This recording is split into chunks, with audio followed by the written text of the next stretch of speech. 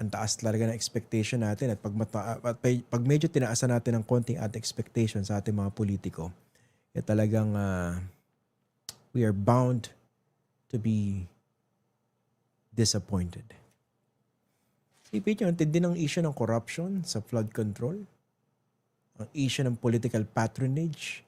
Pero pag tinignan niyo po itong budget na pinag-uusapan ngayon po sa BICAM, hitik na hitik pa rin po sa pork, sa allocables, non-allocables, at saka mga allocations that clearly involve or that would clearly boast political patronage in our political culture and life.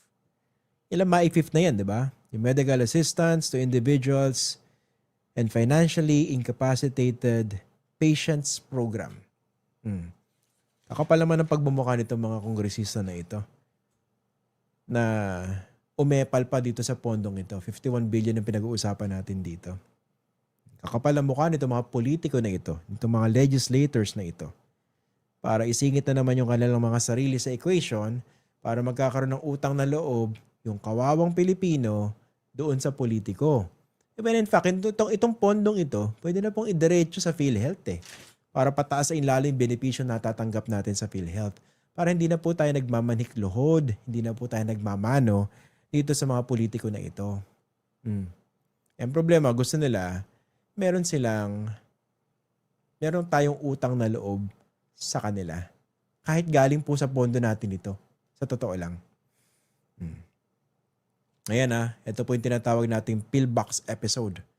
Lahat tinamaan. Baka sabihin nyo na naman, hindi. Binabanatan mo lang si Sara Duterte. Hindi. Binabanatan mo lang si Bongbong Marcos. Lahat po. Dahil pag tinignan nyo po itong budget deliberations ngayon, talaga mabibusit ka sa kapal ng muka itong mga politiko natin. Ito rin naman yung tanong ko, no? Diba sabi ng presidente dun sa kanyang SONA, mahiya naman kayo. Kung titingnan po natin yung report ng Philippine Center for Investigative Journalism, dambuhala po yung allocable para sa kanyang anak.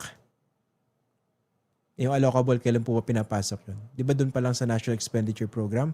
Ano po ba yung NEP? Di ba ito po yung proposal coming from the executive branch?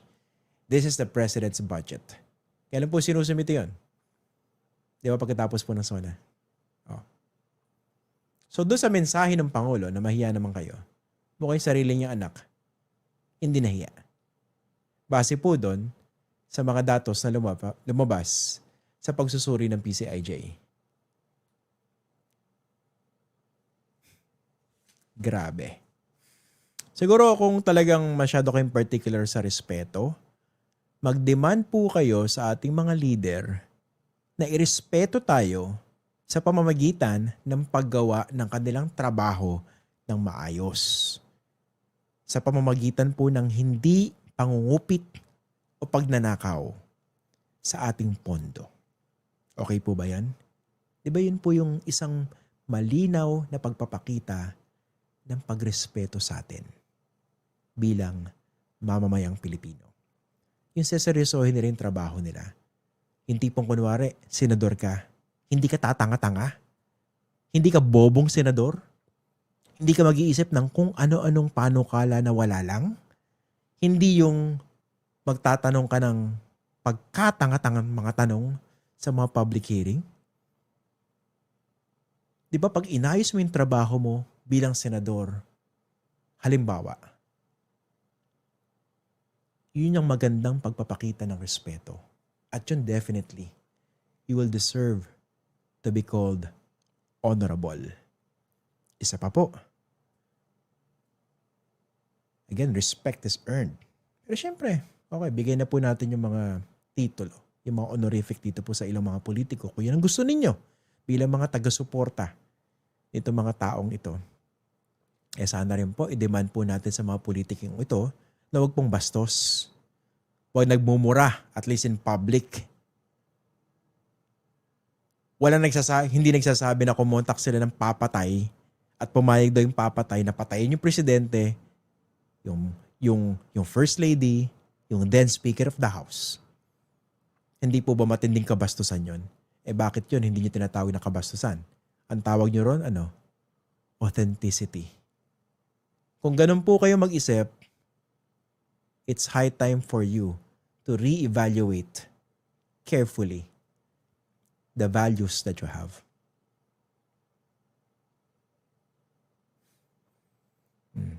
Problema kasi akala natin respeto, ganyan-ganyan lang pero ito yung mga politikong ito.